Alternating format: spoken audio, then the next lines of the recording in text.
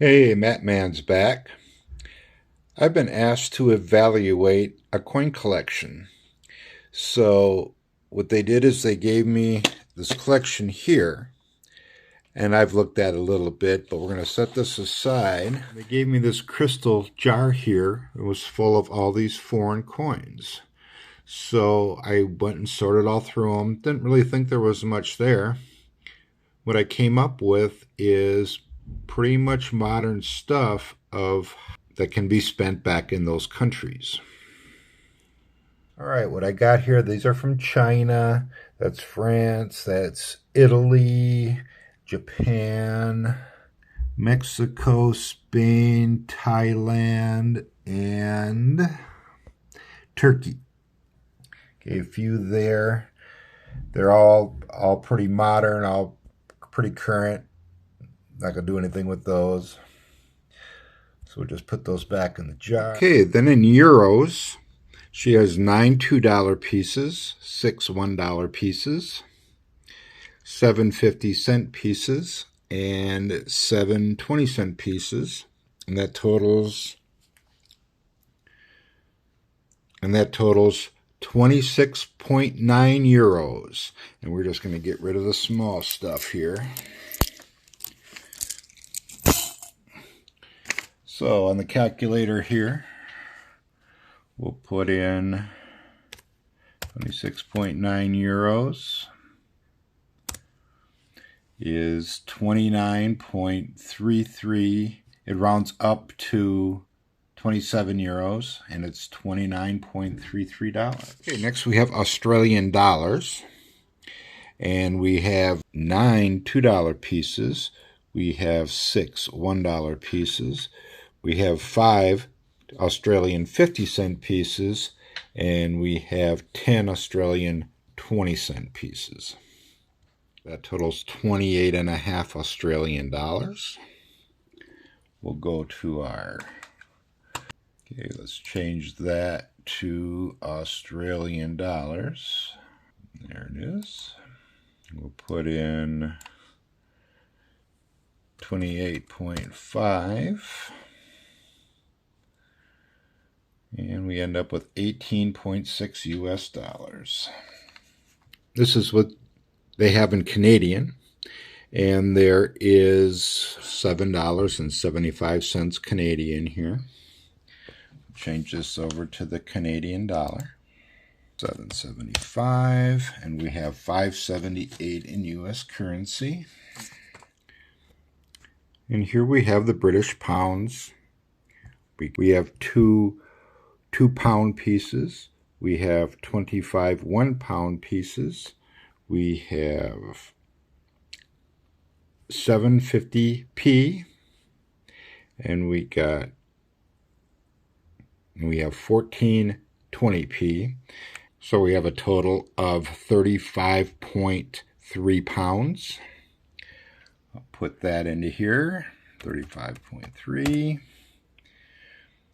43.67 US dollars. Okay, so just here, there is just under $100 in US currency there. Over $100 if you include all the little stuff I threw back. And what else I found in there were some Chuck E. Cheese tokens, some US currency that got loose in there, and 1 silver dime. And we'll just put that over. I'm going to put that silver dime on top of the American stuff and see what we got. We know we're starting with 1 silver dime.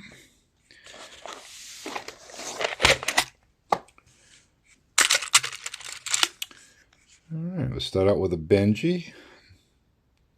It's a nice start. I'm just going to go ahead and sort all of this out, see what we have out of both of these boxes here. And I'll come back after. Got it all sorted out. And we'll start over here. Like the foreign, there was a whole lot of higher value coins, but modern. So these really are just spendable currency. And this is $87.73. Okay, next I'm going to do the lower value stuff. They had 4 rolls of wheat pennies that were all pretty much the same date, and then a bunch of loose ones. Now, every one of those rolls had coins in it that weren't that date, but no matter. I gave them a value of 2 cents a piece, rounded it. There's 216 of them. I rounded it up to $2.50. All right, now I'm going to got these here, and I'm going to set up the camera so I can give you some close-ups. Okay, the first one I came up with is this Buffalo nickel. Now, look at that date. I see 1925, and it's got a mint mark. It's a D. Fumble. So let's get this on the microscope, take a better look. Also, note the glue in the middle of it. It obviously was glued into an album or at some point, which totally wrecks the value. But if it's a 25D, it's an $11 coin and good. All right, I got it on the microscope. And if you look here, right here, is the 2. And then I think right here is the 5. But that could be a 3. If it's a 35D, it's about $1.50 in good. If it's a 25D, it's a $10, $11 coin in good. Now this isn't good. But if I nicodate it and it's a 25D, it'll still be a $1 coin. So this is a candidate for nickodating, I think. I'd like to have someone else look at it, though. If they can tell me that's a 2, I take that. All right, this might help a little bit.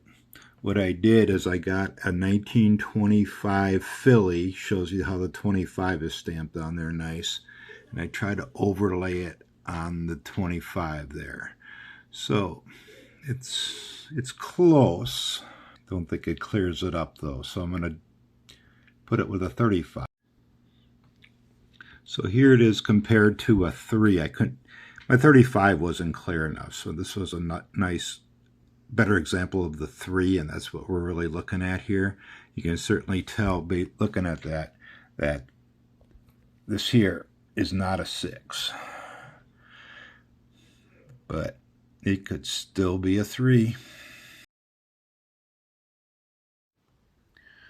All right, next up is a much better example. So that's very clear, 1919.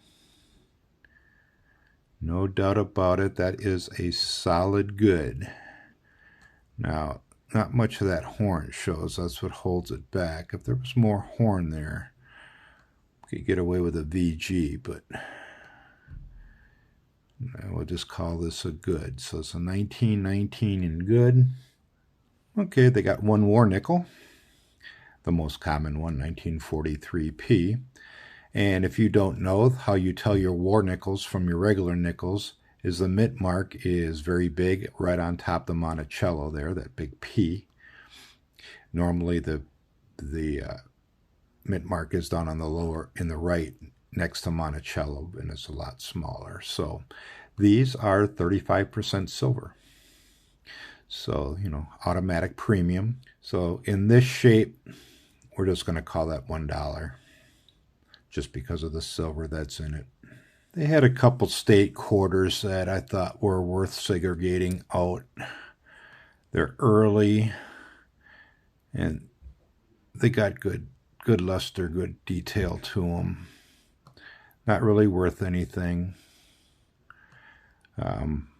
I'll go ahead and give them 50 cents a piece just because they're a good example of the coin. There's some scratches in the field there. But they're both 99s, first year. Now, there are a lot of good ones of these because they were their first year and everybody saved them. All right, this is a bicentennial Kennedy half, 1976. That is Independence Hall in Philadelphia. There's our martyred president. So this is in pretty good shape. It's the bicentennial year. There's a lot of them, but you know, people want them. So I'm going to call this 75 cents. In the same light, we have the bicentennial Ike dollar. It's got the Liberty Bell imposed over the moon. Again, 1976. There's President Eisenhower. And it's a good example of the coin, and I just call this $1.50. There was one Susan B. Anthony worth pulling. A 1980 San Francisco. You can see the mint mark over her back shoulder there. And these are rarer. If this was a BU, which I don't think it is, it's got too many pot marks on the face and on the neck there. And on the back is better, but it's still got some scratches in the field. So, you know, if you call this an MX60, you know, it's more on the lower minted side, $2.50. And then I also pulled two presidential dollars. We got George Washington, again, pretty good shape. It is in circulated condition. I think you get away with calling this a BU. Probably a 60. Again, I'll call that $2. And we got President number 2 here. And, you know, we'd call him, you know, we'd call that another $2. Just double up on the value. So that's kind of the small stuff, and I value all of that to be $16.25. Okay, quick recap so far. We got these wheats here that I'm valuing at $4.50. We got the two buffaloes. I'm calling the no date 150 cents for now, but there's potential there. And the 1919 I'm calling $1.50. There's the silver war nickel, that's $1. I'm calling the state quarters 50 cents a piece, that's another $1. 75 cents for the bicentennial half, $1.50 for the bicentennial dollar, $2.50 for the 80S Susan B. Anthony, and $2 a piece for the presidential. That's $16.25. Plus we have the foreign we talked about earlier, that's $100. Plus we have this spendable cash, that's $87.73. And now we'll go on to the good stuff. So next up is the silver. They had three Mercury dimes. They had 10 Roosevelt dimes. They had 7 Washington quarters and 1 90% silver Kennedy half dollar. So this is a nice start on a silver stack. There's no varieties here. There's no key dates or anything like that. But this 1964 is in very good shape. However, there are a lot of these because 1964 was the last year they did silver. And so everybody saved them all. And the last ones they got rid of were the nice ones. So they're the ones that escaped the melt. So this is a 64D. It's the most common of all the silver quarters in this kind of shape, but still rather nice. So I'll put that one in a 2x2 just to protect that luster. So what I got here is $3.55 face value here. And I'm doing silver at 20 times face in this market. Silver as we sit today, end of January 2023, it's right around $24, bouncing up and down from $24 right now. So 20 times face is reasonable. A dealer would probably charge you more and give you less. So, you know, you're right in that sweet spot. So we'll call that $71 worth of silver in today's market. Okay, and I saved the best for last here. But before I do that, if you like this content or want to help me promote this channel, please hit the subscribe button. It's the most important thing if you want to help me. Other things you can do is hit the like button, leave a comment, share it. All that helps me with the logarithms. So please subscribe. All right, to start, here's a very nice coin. This is a Flying Eagle 1 cent. It predated the Indian head cents. This one is a 1958, and it's got a lot of detail there. So, according to photo grade, I see about half of the feather detail. The rim is distinct from the lettering. And fumble.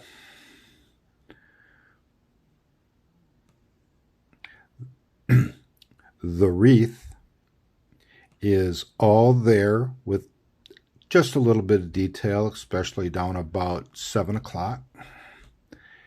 All the 1 cent is there. This is VG. This is a very good grade. So given that, I looked these up on eBay, and they sell anywhere between $20 and $30 in this grade, depending on the luck of the draw. So I'm going to compromise on it and say $25 for this coin. And last we have the Benji. It's a 1959. It is in definite BU. It's probably MS63. When it gets to those higher grades, it gets kind of tough. I'm trying to focus that in through the plastic there. Now, one thing you look for on these is full bands. I don't know if my camera can pick it up, but so down on the bottom there, there's bands on the bell, and if you look at the very bottom of the bell, just above the ringer there, it doesn't show all the bands. So this is not a full band. But other than that, that's a very, very nice example of the coin. You almost suspect that it's a proof, but I don't see any deep cameo there. Back in this year, the proofs were put out by the Philadelphia Mint.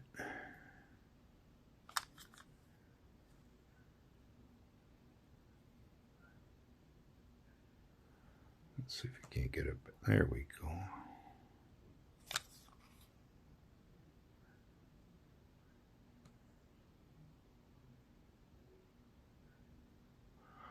I believe it's a type 1. How you tell is by the tail feathers on that little eagle there, but there's not a whole lot of difference in value in this grade. So,